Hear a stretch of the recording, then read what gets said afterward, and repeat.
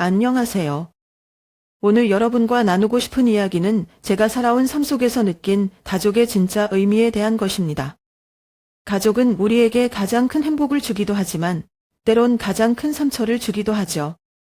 제가 겪었던 갈등과 선택, 그리고 그 속에서 배운 교훈을 들려드리며 여러분도 자신의 가족에 대해 다시 한번 생각해보는 시간이 되길 바랍니다. 함께 시작해볼까요? 안녕하세요. 저는 김지은이라고 합니다. 올해로 71살이고 천안의 조용한 동네에서 혼자 살고 있어요. 요즘 들어 혼자 있는 시간이 많아지다 보니 과거 생각이 더 자주 떠오르더라고요. 아이들이 모두 독립하고 각자의 가정을 꾸린 지 오래됐고 남편도 몇 해 전에 병으로 세상을 떠나면서 이 집은 이제 저 혼자 지키고 있어요. 참 이상하죠. 가족들이 다 떠난 뒤에야 그때는 왜 서로를 그렇게 이해하지 못했는지 후회가 밀려오는 걸 보면요. 이 집은 저희 부부가 결혼하고 몇 년 안 돼서 마련한 첫 보금자리였어요. 그땐 천안이 지금처럼 도시스럽지 않고 논밭도 많고 이웃 간의 정이 넘치던 그런 곳이었죠. 집 주변엔 작은 시장이 하나 있었고 거기서 매일 아침 신선한 재료를 사다가 아이들 밥을 해먹이던 기억이 납니다. 벽 한쪽엔 아이들이 키가 클 때마다 줄을 그어서 표시해둔 자국들이 아직도 남아있어요. 벽지를 새로 바른 적도 있는데 그 자국만큼은 도저히 지울 수가 없더라고요. 그런데요, 그 행복했던 시절에도 갈등이 없었던 건 아니었어요. 제가 집안 살림을 책임지고 아이들을 키우면서 느꼈던 고단함, 남편이 밖에서 일하느라 힘들어했던 것들, 그리고 아이들이 성장하면서 부딪혔던 수많은 문제들. 그때는 왜 그렇게만 생각했을까요? 특히 첫째와의 갈등은 오래도록 저를 괴롭혔어요. 첫째는 항상 자기 주장이 강했는데 제가 보기엔 그게 도무지 통제가 안 되는 고집처럼 느껴졌죠. 그걸 잡으려고 했던 저의 방식이 지금 와서 보면 오히려 아이를 더 멀어지게 했던 게 아닌가 싶어요. 아이들이 어릴 땐 정말 정신없이 바빴어요. 새벽에 일어나 밥을 하고 학교 갈 준비를 시키고 빨래를 하고 잠을 보러 다니고 그런 일상이 당연하다고 여겨졌죠. 저녁이면 아이들이 숙제를 하거나 TV를 보는 동안 남편은 일터에서 늦게 돌아왔어요. 그래서 가족끼리 함께 밥을 먹는 시간이 드물었는데 그런 일상이 쌓이면서 점점 대화가 줄어들었던 것 같아요. 특히 아이들이 사춘기에 접어들면서 대화는 대체로 싸움으로 끝나곤 했어요. 가장 기억에 남는 사건은 큰딸이 대학 진학 문제로 저와 심하게 다퉜던 날이에요. 저는 지방 대학이라도 가야 한다고 주장했지만 딸은 서울에 있는 대학에 꼭 가야 한다며 반기를 들었죠. 그때는 왜 제가 딸의 의견을 조금 더 이해하려 하지 않았는지 모르겠어요. 저 나름대로는 현실적인 이유가 있었지만 딸의 마음에선 제 말이 얼마나 차갑고 이기적으로 들렸을지 지금 생각하면 가슴이 아파요. 남편과도 다투는 일이 많았어요. 남편은 닭가치를 집중해야 한다며 집안일에는 거의 손을 대지 않았죠. 저는 그런 남편에게 서운함을 느꼈고 그런 마음이 쌓이면서 말 한마디에도 날이 서곤 했어요. 아이들 앞에서도 종종 다퉜는데 그런 모습을 보며 아이들이 얼마나 상처를 받았을까 하는 생각이 이제야 듭니다. 요즘엔 저녁이 되면 작은 마당에 나가 앉아 차를 한 잔 마시곤 해요. 하늘을 바라보며 혼자 있으면 오히려 그때의 기억들이 더 선명해져요. 아이들과 함께 웃고 떠들던 날들, 또 서로 얼굴을 붉히며 싸웠던 날들. 모든 게 뒤섞여 저를 찾아와요. 그런데 그 기억들이 전부 나쁘지만은 않아요. 지금은 그마저도 제가 살아온 삶의 한 부분으로 느껴지거든요. 이 이야기를 나누고 싶은 이유는 단순히 과거를 회상하기 위해서가 아니에요. 제가 겪었던 일들이 누군가에게 작은 위로가 되거나 또는 반면교사가 될 수도 있지 않을까 해서요. 가족이라는 게 쉽지 않잖아요. 사람도 있지만 오해와 상처도 그만큼 크니까요. 제 이야기가 누군가에게는 공감이나 조그마한 위안이 되었으면 좋겠어요. 혹시 이 글을 읽는 분들 중에 비슷한 경험을 하신 분들이 있다면 여러분은 그 시절을 어떻게 이겨내셨는지 궁금해요. 저는 아직도 그 답을 찾고 있는 중이에요. 가족은 정말로 서로 사랑해야 하는 존재일까요? 아니면 때로는 멀리서 바라보는 것이 더 나은 걸까요? 저에게는 아들 하나, 현우가 있어요. 현우는 어렸을 때부터 참 똑똑하고 책임감도 강한 아이였어요. 초등학교 다닐 때는 학급 반장을 몇 번이나 맡았고 중학교에 들어가서는 운동도 잘해서 학교 대회에서 상도 받았죠. 제가 어릴 때부터 그렇게 자랑스러워했던 아들이었는데 언제부터인지 그 현우와 대화하는 게 참 어려워졌어요. 현우는 3년 전에 결혼해서 서울에서 살고 있어요. 결혼 전에는 가끔씩 천안 집에 내려와서 저랑 같이 밥도 먹고 이야기도 나누고 했어요. 그때는 서로 간의 거리감이 느껴지지 않았는데 결혼 이후로는 현우가 점점 멀게 느껴졌어요. 처음엔 아들 부부가 신혼이라 바쁠 거라고 생각했죠. 하지만 시간이 지나면서 그게 단순히 바쁜 게 아니라는 걸 알게 됐어요.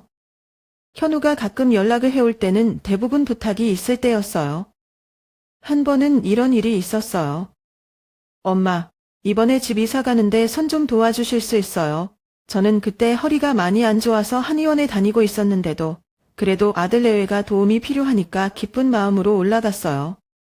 그날은 하루 종일 짐을 싸고 정리하고 이사하는 걸 도왔어요. 그런데 일이 끝나고 나니 며느리는 고맙다는 말 한마디 없이 방에 들어가 버리고 현우는 그냥 엄마, 고생하셨어요 라고 짧게 말하더라고요. 그날 집에 돌아오는 길에 얼마나 서운했는지 몰라요. 얼마 전에는 현우가 또 전화를 해왔어요. 엄마, 저희가 해외여행을 갈 건데 그동안 집 좀 봐주실 수 있을까요? 처음에는 거절하려고 했어요. 제가 올라가면 며느리가 불편해할까 봐 걱정이 됐거든요. 그런데 현우가 엄마, 저희는 엄마가 와주시면 너무 든든할 것 같아요 라고 말하는데 그 말을 듣고 결국 알겠다고 했어요. 사실 저도 아들에게 필요하다는 말을 들으니 마음이 조금 풀렸거든요. 서울에 도착했을 때 현우네 집을 보고 깜짝 놀랐어요. 집이 정말 크고 고급스러웠어요. 요즘 젊은 사람들이 살고 싶어 한다는 그런 아파트더라고요. 하지만 집안은 이상하게 차갑고 삭막했어요. 가구나 인테리어는 멋졌지만 제가 느끼기엔 살아가는 공간이라기보다는 그저 전시용처럼 보였어요. 저는 거기 머무는 동안 최선을 다했어요. 집안을 꼼꼼히 청소하고 현우 부부가 돌아왔을 때 따뜻한 집밥을 먹을 수 있도록 구기며 반찬도 만들어 놨어요. 마트에 가서 필요한 것들도 채워주고 작은 화분도 하나 사서 집 분위기를 좀 밝게 만들었죠. 이 모든 걸 하면서도 내심 현우가 돌아와서 고맙다고 말해줄 거라는 기대를 했던 것 같아요. 그런데 여행에서 돌아온 현우가 집에 들어오자마자 한 말이 저를 너무 당황하게 만들었어요. 엄마, 집이 왜 이렇게 지저분해요? 청소 제대로 안 하셨어요. 저는 그 말을 듣고 속이 상해서 참을 수가 없었어요. 현우야, 너는 엄마를 사람으로 봐? 아니면 그냥 가사도우미로 생각하니? 라고 물었죠. 그 말을 하고 나니 눈물이 왈칵 쏟아질 것 같았어요. 제 입장에서는 아들을 위해 열심히 도와줬는데 돌아오는 말은 이런 거라니요. 결국 저는 그날 밤 짐을 싸서 천안으로 내려왔습니다. 돌아오는 기차 안에서 혼자 생각했어요. 내가 뭘 그렇게 잘못했을까? 왜 우리 관계가 이렇게 돼버렸을까? 하는 생각들 말이에요. 모든 일은 몇 주 전, 어느 늦은 저녁에서 시작됐어요. 그날은 첫째 아들 현우가 오랜만에 아내 윤정과 함께 저를 보러 왔죠. 현우 부부가 집에 들어오는 걸 보고 얼마나 반가웠는지 몰라요. 요즘 들어 아이들이 자주 찾아오지 않으니 이런 방문이 더 소중하게 느껴지더라고요. 밥상을 차리며 이런저런 이야기를 나눴어요.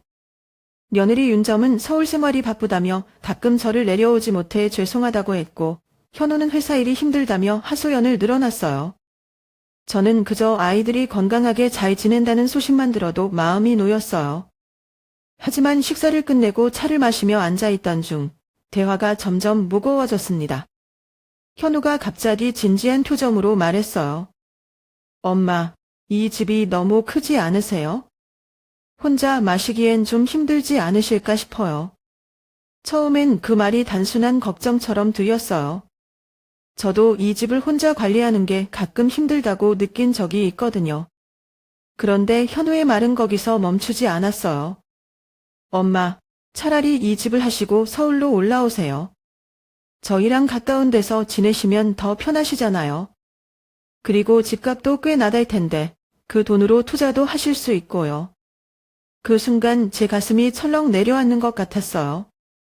아들이 하는 말 속에 걱정과 관심보다는 다른 의도가 숨겨져 있는 게 느껴져거든요. 옆에서 듣고 있던 윤정도 고개를 끄덕이며 한마디 덧붙였어요. 맞아요, 어머님. 요즘 서울 집값이 너무 비싸서 저희도 큰 집으로 이사 가려면 돈이 더 필요해요. 어머님께서 조금만 도와주시면 정말 큰 도움이 될 것 같아요. 그 말을 듣는데 머릿속이 하얘진더라고요.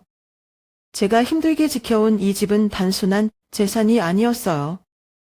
여기엔 제가 남편과 함께했던 추억, 아이들을 키운 날들의 흔적, 가족 모두가 함께 웃고 울었던 순간들이 그대로 남아있거든요. 이 집은 단순한 집이 아니라 제 인생 그 자체였어요. 저는 그 자리에서 단호하게 말했어요. 현우야, 이 집은 그냥 집이 아니야. 여기서 너희 아버지와의 추억이 있고 너희가 자란 흔적이 있어.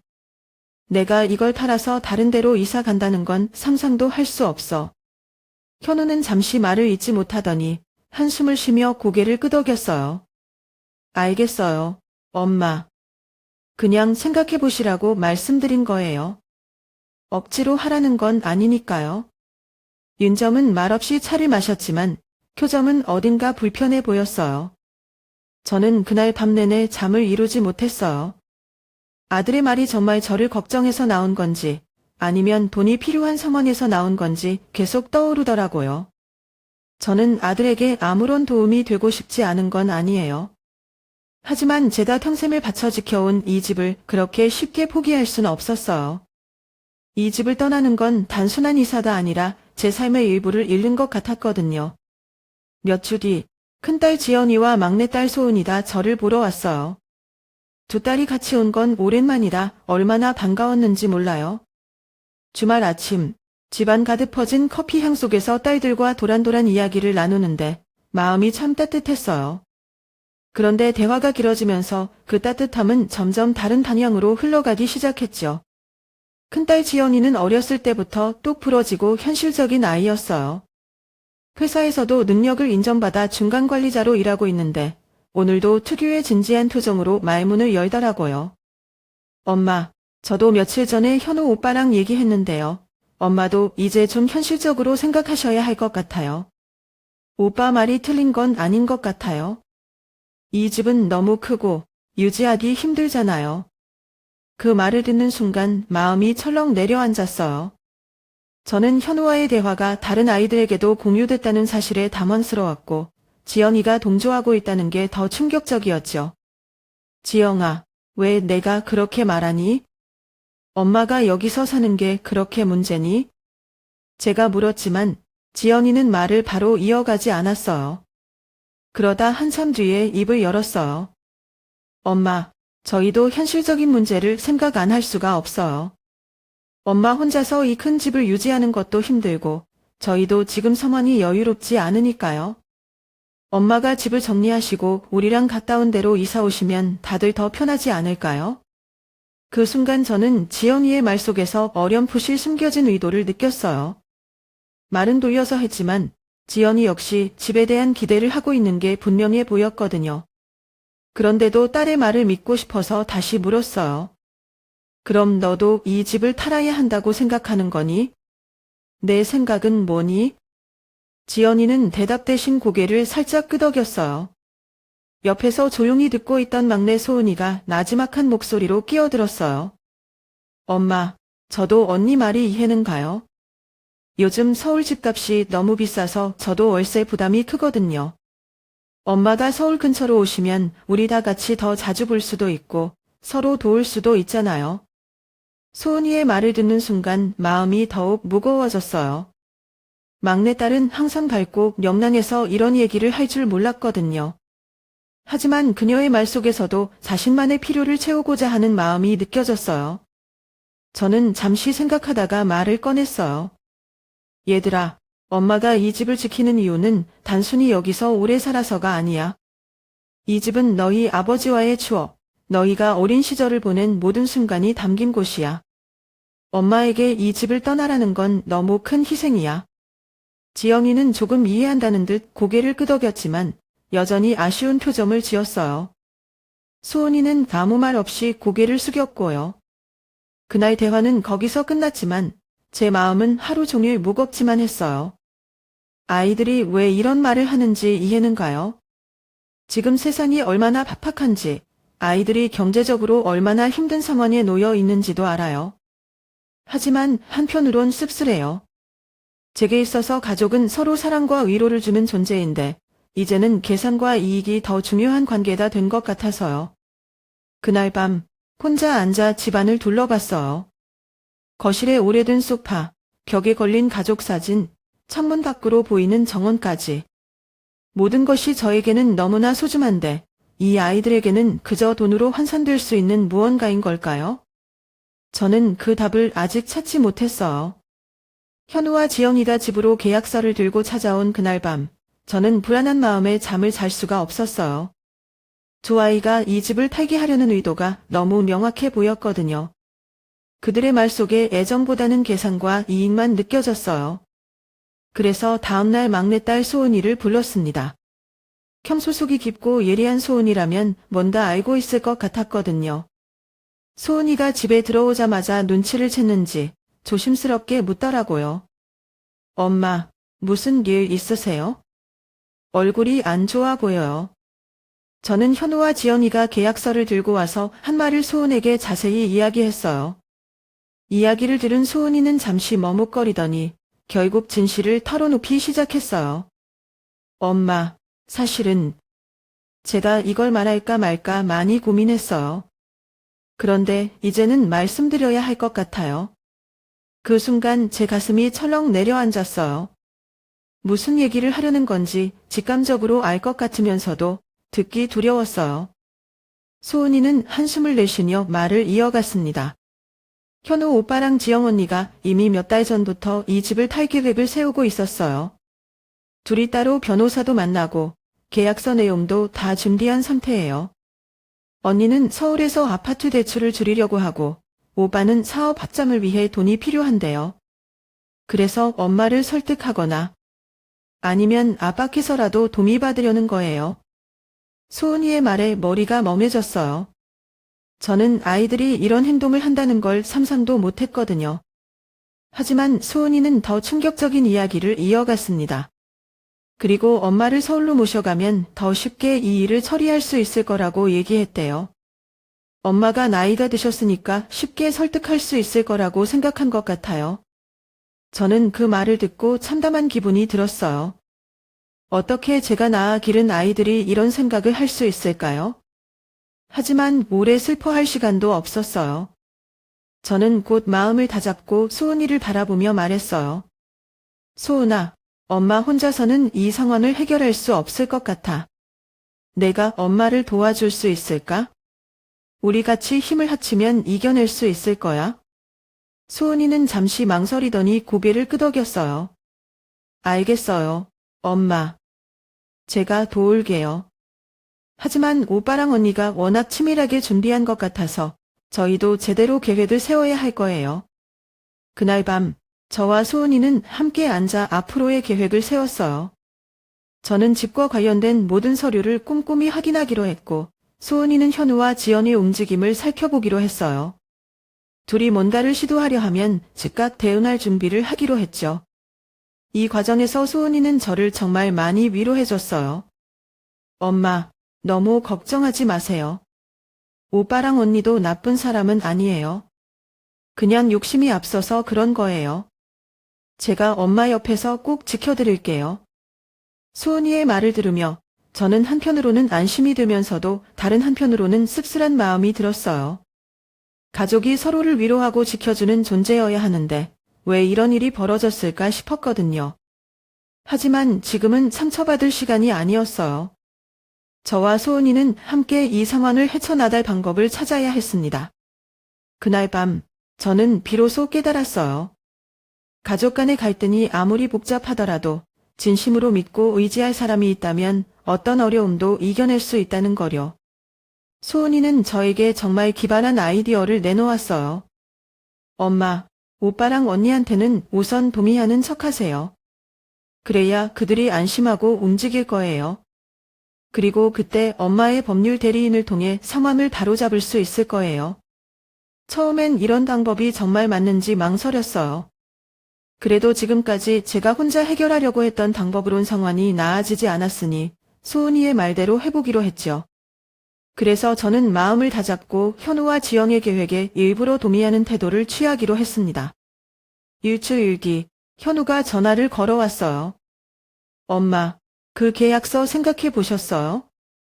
너무 오래 고민하시면 기회가 지나갈 수도 있어요. 저는 최대한 담담한 목소리로 대답했어요. 그래, 엄마도 생각을 많이 해봤는데 너희 말대로 하는 게 좋을 것 같구나. 계약서 준비되면 알려줘라. 엄마가 사인하마. 그 말을 들은 현우의 목소리에는 숨길 수 없는 기쁨이 담겨 있었어요. 엄마, 정말요? 잘 생각하셨어요. 엄마도 더 편해지실 거예요. 제가 곧 계약서 들고 갈게요. 하지만 현우가 모르는 게 하나 있었어요. 바로 제가 이미 믿을 만한 변호사를 찾아뒀다는 사실이죠. 소은이가 소개해준 변호사는 모든 상황을 이해하고 저를 도와주기로 했어요. 그는 제가 서명하기 전에 계약서와 거래 과정을 면밀히 검토하기로 했고, 필요하다면 현우와 지영의 압박적인 행동을 법적으로 대처할 준비도 되어 있었습니다. 드디어 사인하는 날이 다가왔어요. 현우와 지영은 밝은 표정으로 집에 찾아왔습니다. 계약서를 펼쳐놓고 사인을 요청하는 두 사람의 모습이 어딘가 조급해 보였어요. 저는 일부러 시간을 끌며 서명란을 천천히 읽는 척했어요. 그때 제가 준비한 변호사가 등장했어요. 변호사는 차분한 목소리로 현우와 지연에게 말했어요. 안녕하세요. 저는 김지은 님의 법률 대리인입니다. 오늘 이 자리에 오기 전 귀하들의 행동에 대한 기록을 모두 검토했습니다. 일부 행위가 고령자를 부당하게 압박하거나 경제적 이익을 위해 이용하려 한 정황이 확인됐습니다. 그 말을 듣자마자 현우의 얼굴이 굳어졌어요. 지영은 당황한 듯 저를 쳐다보며 말했어요. 어머니, 이게 무슨 일이에요? 왜 갑자기 변호사까지? 현우는 화가 나서 소리를 질렀어요. 엄마, 우리를 못 믿으시는 거예요? 왜 엄마가 이런 식으로 우리를 배신하시는 건데요? 저는 잠시 깊이 숨을 들이쉬고 현우의 눈을 똑바로 바라봤어요. 그리고 말했죠. 현우야, 배신은 내가 한 게 아니야. 내가, 그리고 내 언니가 엄마에게 했던 행동이야. 너희가 엄마를 사랑한다면 이런 식으로 엄마를 대하지 않았겠지. 엄마는 지금 스스로를 지키는 것뿐이야. 모든 긴장이 폭발한 날은 예상치 못한 방식으로 찾아왔습니다. 그날은 현우와 지영이 마지막으로 계약서 문제를 해결하겠다며 집에 찾아온 날이었어요. 두 사람은 한 번도 보지 못했던 단호하고 날카로운 태도로 제게 다가왔죠. 현우는 테이블에 계약서를 펼쳐놓고 무겁게 말문을 열었어요. 엄마, 이젠 결정을 하셔야 해요. 더는 미룰 수 없어요. 이것도 다 엄마를 위한 거예요.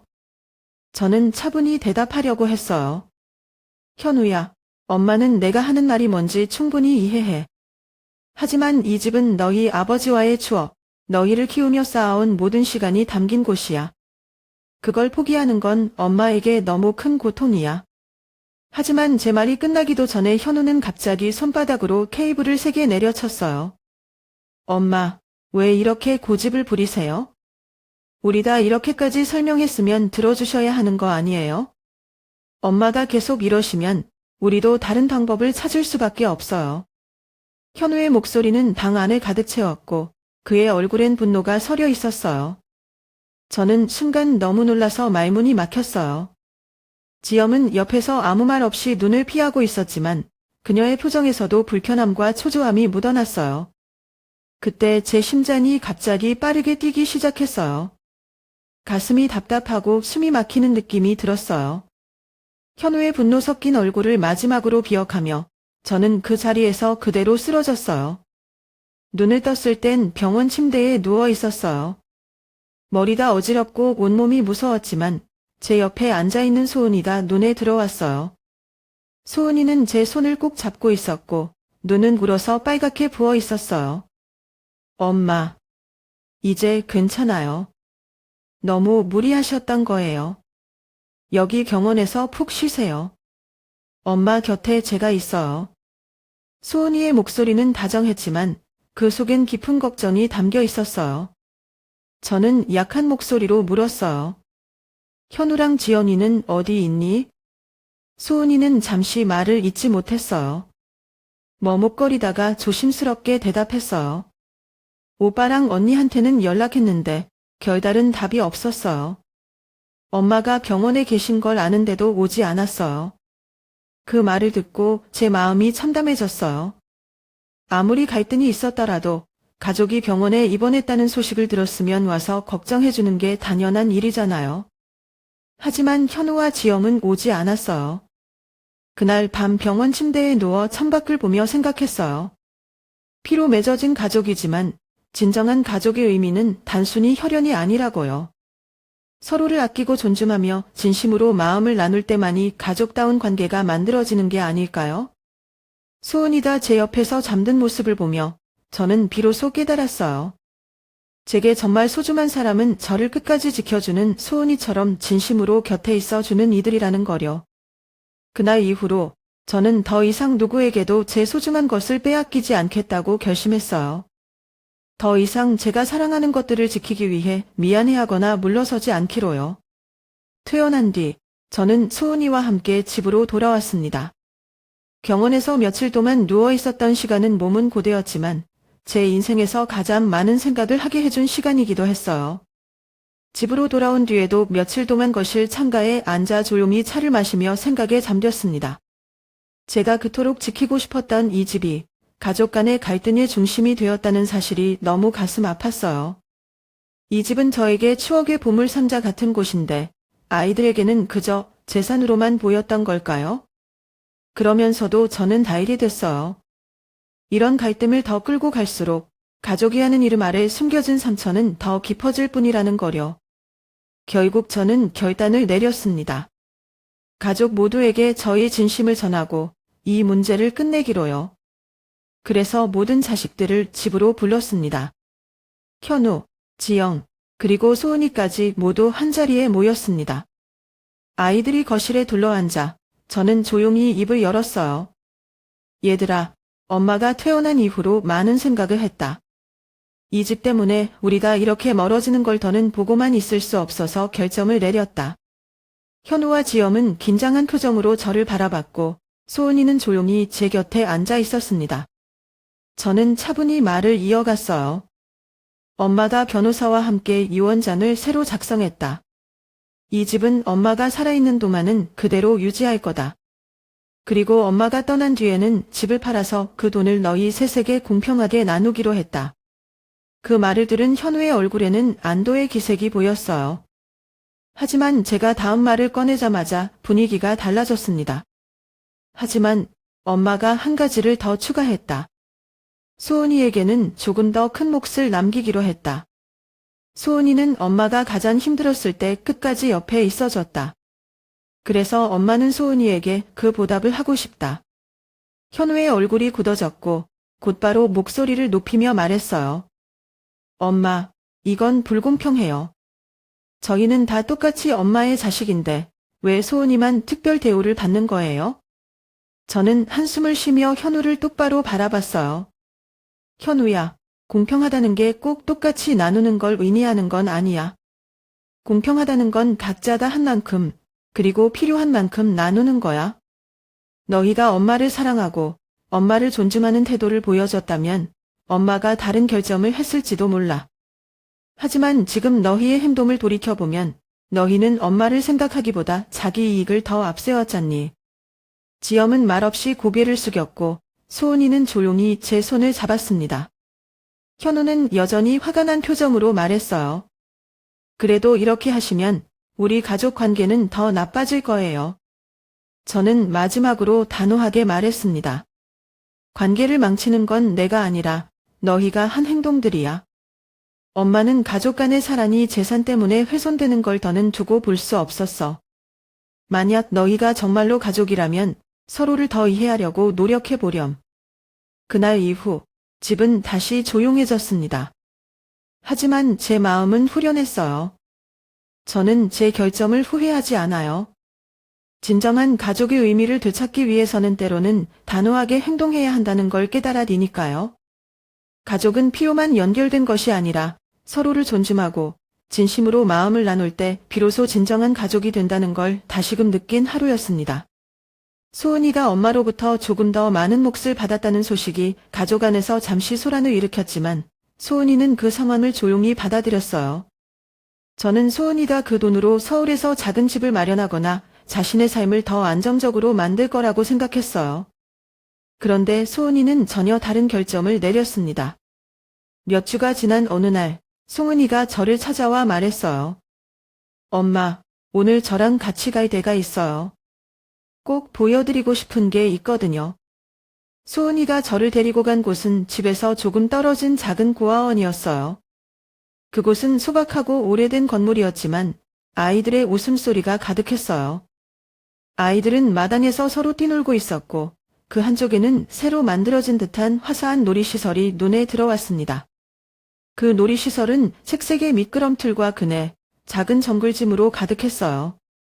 마치 동화 속에서나 볼 수 있을 것 같은 예쁜 공간이었죠. 소은이는 웃으며 말했어요. 엄마, 이게 제가 받은 돈으로 한 일이에요. 이 아이들에게 필요한 게 뭘까 고민하다가 이런 놀이 공간을 만들어주면 좋겠다고 생각했어요. 저는 깜짝 놀라서 소은이를 바라봤어요. 소은아, 왜 너 자신을 위해 쓰지 않고 여기 아이들을 위해 썼니? 너도 안정된 삶을 만들기 위해 그 돈이 필요할 텐데. 소은이는 밝게 웃으며 대답했어요. 엄마, 저는 괜찮아요. 엄마가 항상 저를 믿고 지켜봐 주셨잖아요.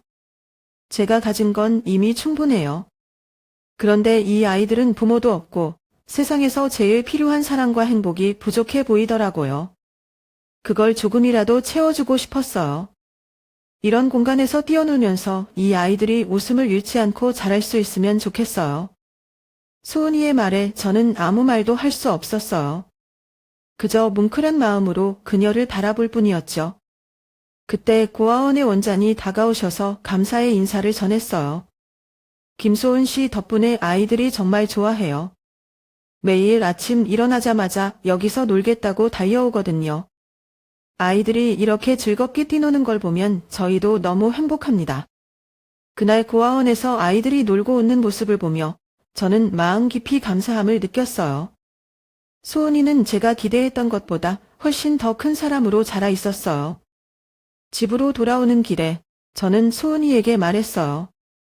소은아, 너는 정말 엄마의 자랑이다. 엄마는 내가 얼마나 멋진 일을 했는지 절대 잊지 않을 거야. 소은이는 조용히 제 손을 잡으며 대답했어요. 엄마, 저도 엄마를 보고 배운 거예요. 엄마가 우리에게 늘 사랑과 배려를 가르쳐 주셨잖아요. 이건 그 가르침을 제가 조금 실천해 본 것뿐이에요. 그날 밤, 저는 오랜만에 가슴이 참 따뜻해졌어요. 재산이나 물질적인 것이 아니라 사랑과 나눔이 진정한 가족의 가치를 증명한다는 걸 깨달았어요. 소은이처럼 마음이 따뜻한 아이를 둔 건 제 인생에서 가장 큰 축복이라는 생각이 들었어요. 아이들의 웃음소리가 들리는 그 놀이공간은 제 마음속에도 하나의 작은 빛으로 자리 잡았습니다. 현우는 엄마와의 갈등 이후에도 자신의 사업을 계속 이어갔지만 결국 실패를 맞이했어요. 처음엔 그저 작은 손실로 끝날 줄 알았던 일이 눈덩이처럼 커져갔고 결국 그는 집과 차를 모두 잃게 됐습니다. 현우의 아내 윤점은 더 이상 현우를 지켜볼 수 없었나 봐요. 그녀는 아이를 데리고 조용히 짐을 챙겨 떠났습니다. 해외로 가겠다는 말만 남긴 채 연락도 끊겼죠. 현우는 갑작스러운 이별의 깊은 상처를 받았지만 이미 돌이킬 수 없는 상황이었어요.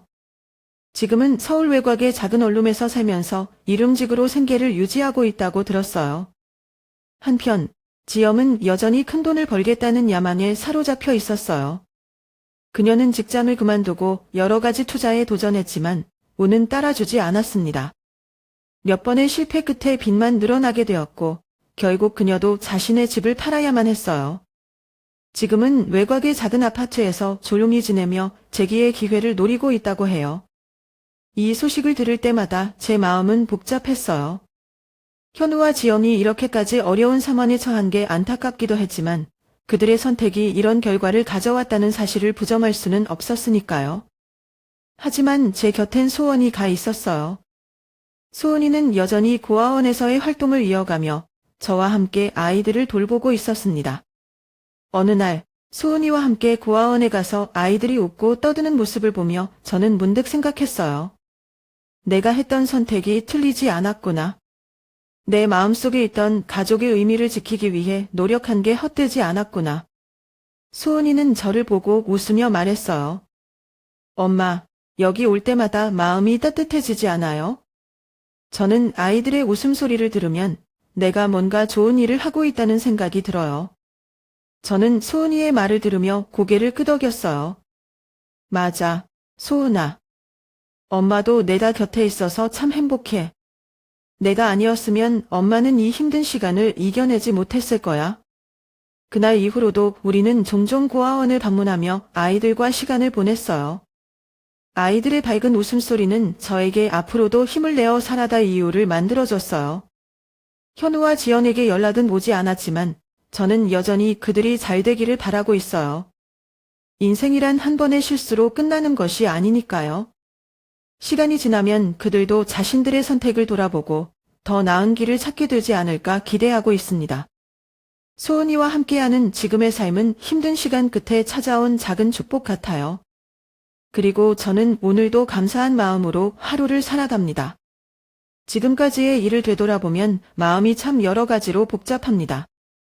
현우와 지영, 그리고 소은이와의 시간 속에서 제가 느낀 건 가족이 하는 것이 참으로 어려운 관계라는 사실이에요. 우리는 같은 피를 나눴지만 그것만으로는 충분하지 않았어요.